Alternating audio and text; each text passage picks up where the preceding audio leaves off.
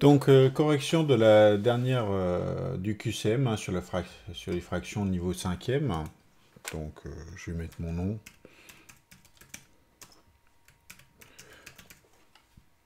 Et je vais mettre les classes de 5e CDE. Donc, une fraction, je rappelle que sur la partie haute, nous avons le numérateur et sur la partie basse, nous avons le dénominateur, excusez-moi. Donc c'était cette question-là, là il y avait un petit piège, c'est pas exactement le bon nom, c'est pas une multiplication, c'est pas un dénominateur que divise un dénominateur, c'est un numérateur en haut, un dénominateur en bas.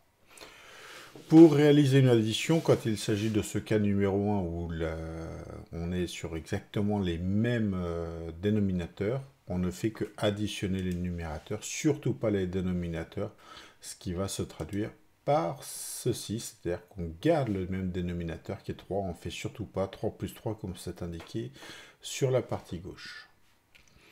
Quelles égalités sont vraies? On peut multiplier en haut et en bas par 3 par exemple. On ne peut surtout pas additionner en haut et en bas.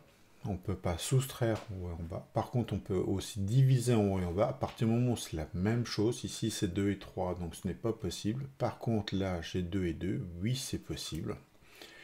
Et surtout pas par 0, parce que diviser par 0 à la fin, puisque 14 fois 0, ça ferait 0, diviser par 0, ce n'est pas possible, donc je ne peux pas faire ce choix-là. Même s'il est tentant, on se dit en haut et en bas, j'ai multiplié par 0, donc j'ai utilisé le même nombre, mais en fait non, en multipliant par 0, j'obtiens une valeur égale à 0, donc ici j'aurai en fait 0 que divise 0, je ne peux pas le faire, vous pouvez le tester à la calculatrice, vous verrez que ça ne marche pas. Le nombre 1332 est divisible par 2 forcément, puisque il se termine par un 2, il est donc pair. Si je fais 1 plus 3 plus 3 plus 2, j'arrive à 9, donc il est divisible par 3 et par 9. Il est, par conséquent, s'il est divisible par 2 et par 3, 2 fois 3, ça fait 6, il est divisible par 6. Il est divisible par 2 et 9, 2 fois 9, 18. Donc il est aussi divisible par 18. Il n'est pas divisible par 5 car il ne se termine ni par un 5 ni par 0. Par contre, si je prends les deux derniers chiffres qui forment le 32, 32 est bien dans la table de 4, donc il est divisible par 4. Lesquels de ces nombres ne sont pas des nombres premiers? Eh bien, il y a 4 puisque c'est 2 fois 2. Il y a 21 parce que c'est 3 fois 7. Et il y a 45 puisque c'est 5 fois 9. Pour corriger cette fraction ci-dessus avec une virgule, pour enlever une virgule, il faut multiplier par 10. Donc on serait tenté de multiplier le numérateur par 10, mais attention, sur une fraction, ce que je fais au numérateur, il faut aussi que je le fasse au dénominateur, donc il n'y avait qu'un seul choix, c'était celui-ci. Par contre là, on s'en moque en fait de ce 0, de cette virgule, parce qu'on a aussi divisé par 0. Je rappelle que diviser par 0, ce n'est vraiment pas possible, donc en fait il ne faut rien faire, c'est tout simplement impossible. Un cultivateur veut vendre sa récolte de blé à 3 acheteurs. Le premier achèterait les 2 septièmes, le suivant les 2 cinquièmes et le dernier le tiers. Donc on a des 7, des 5 et des 3. Donc il faudrait trouver un dénominateur commun, et pour trouver le dénominateur commun, je vais en fait tous les multiplier les uns ensemble. Donc c'est 7 fois 5 fois 3, ce qui fait 105. Et finalement, ça revient à faire ce calcul qui est ici. Donc je vais tout ramener à 105 comme dénominateur. Donc il faut faire le calcul suivant, et j'arrive à 107 sur 105. 107 sur 105, mais finalement c'est plus grand que 1. Donc, est-ce que je peux faire ça? Non. Donc, je dois penser aussi à dire non.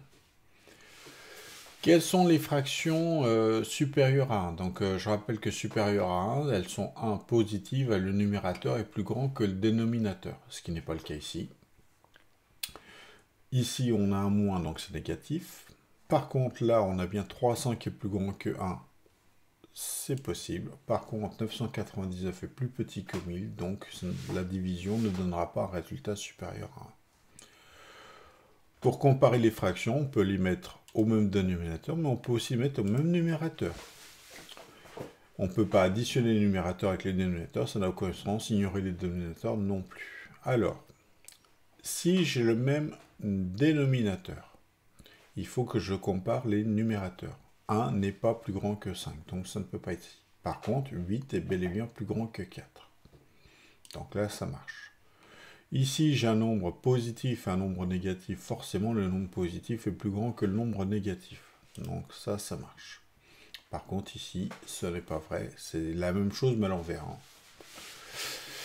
Donc, ça ne marche pas.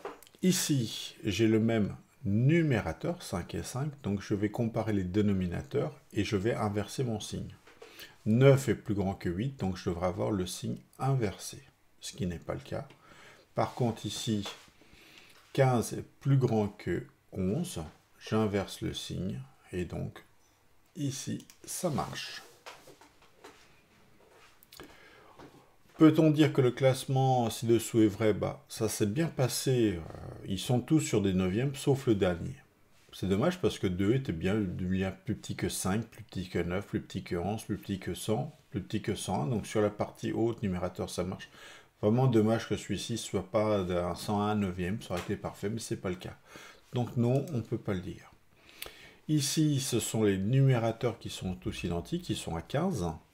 Donc je dois comparer les dénominateurs et inverser. En fait, j'aurais dû avoir des sigles inversés à chaque fois, ce qui n'est pas le cas, donc non.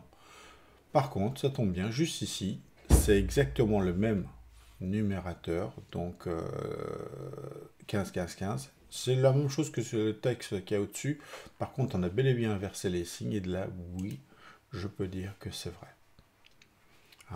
85, 58, 38, 5 et 2, c'est bel et bien un classement décroissant. Donc maintenant, dernière question, pour résoudre le calcul ci-dessous, donc j'ai des tiers et des quinzièmes.